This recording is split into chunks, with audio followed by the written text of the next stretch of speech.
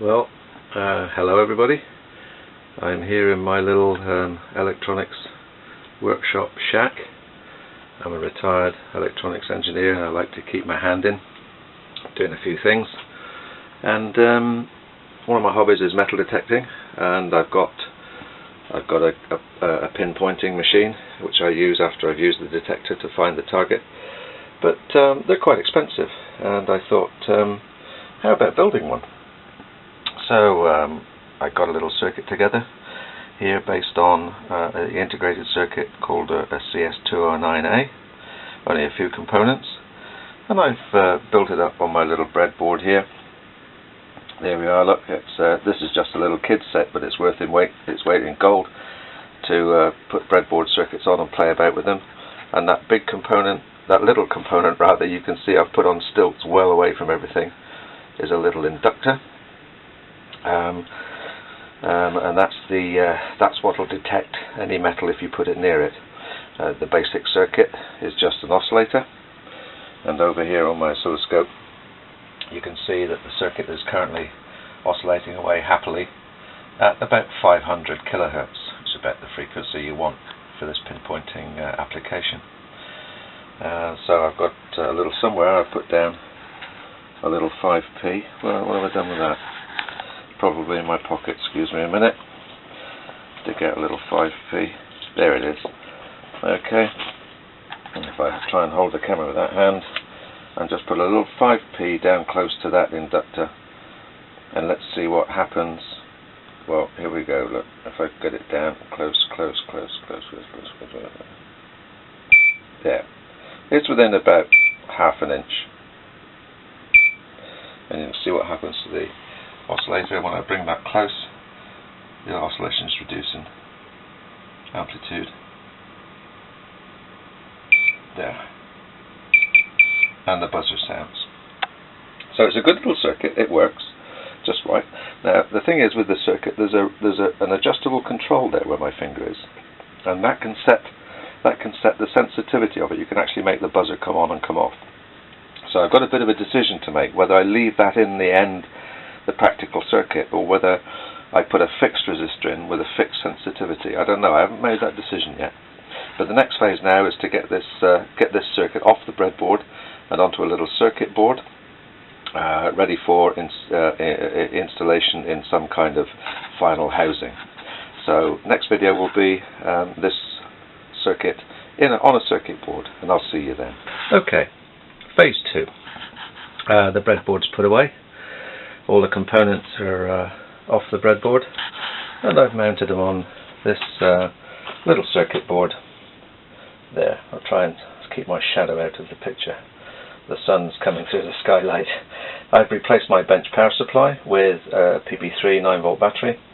All the components are on that little circuit board there, and the little inductor and capacitor, basically the oscillator circuit, are co-mounted on the end of those long leads, and they'll go up the probe in the finished product.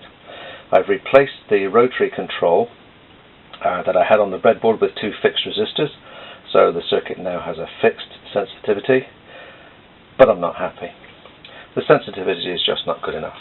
I'll try and demonstrate, pick up a 20p piece. I'm not sure that, I think the shadow is going to get in the way here, but if I just move that 20p piece up there, yeah, I can't. There.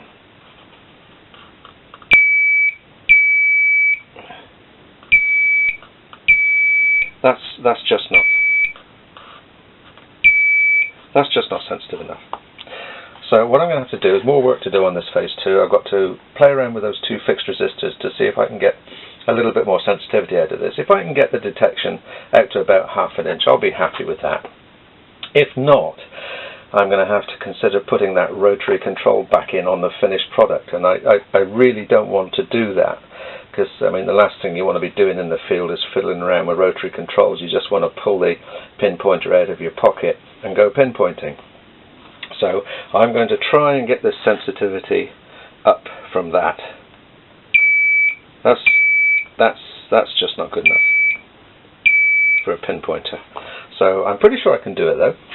So I'm going to play around with this phase 2 with those 2 fixed resistors and try and get the sensitivity out, which I think I can do. And And then we'll move on to phase 3, which of course is the complete package, and that's always the most difficult bit. Catch you later. Okay then, hello again. Here we are. This is phase 2, part 2. You remember I started this Pinpointer circuit on my little breadboard, and then for phase 2 I took it off the breadboard and put it on a little circuit board, replaced my bench power supply with a PP3 battery. But you recall in the initial phase 2 I wasn't terribly happy because I wasn't getting the sensitivity I wanted out of it. Well, I've had a play now, and I've changed instead of putting that variable control in, I tried to use fixed resistors to get the sensitivity I wanted, but I couldn't do it with fixed resistors. So what I've done is I've put a little preset potentiometer in there. My camera, I'm afraid, doesn't have a zoom on it, so I can't zoom down and show you because it'll go hopelessly out of focus. But what I've done is put a little preset in there, and I've set it right on the edge of its sensitivity. And I've got some coins here. I've got a little nice little Edward hammered, and I'm getting a bit better sensitivity out of this now. Look, if I come in there,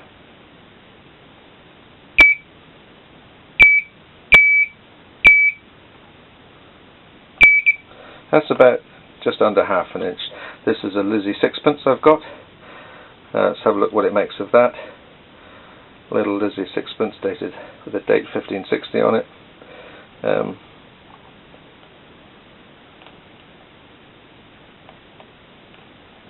Oops, I get it in line with it. There's about half an inch there, I guess. There's about half an inch there. There's a Vicky penny, 1900.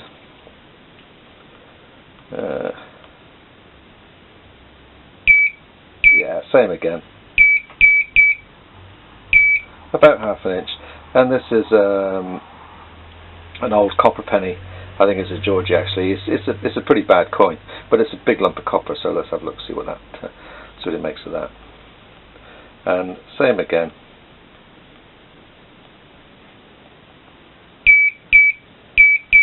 Yeah, I think that's good enough for a pinpointer, to be honest. I mean, you don't want a great deal of distance on a pinpointer. You don't want to be 4 inches away from it, do you? I mean, you'll be metal detecting all over again. So I'm happy with that kind of sensitivity. And this little control, I've put on the little preset potentiometer on there. I can set that to just off the threshold, and away we go. So the next phase now is definitely, that's the easy bit. The next phase is to put this lot into a final package. It's always the most difficult thing to do. I mean, how are you going to build this as a working, practical field machine to go in your pocket and take the rigours and knocks it's going to get out while you're detecting? I have no idea what sort of a package I'm going to put this in, but that'll be phase 3, and I'll see you then. Bye.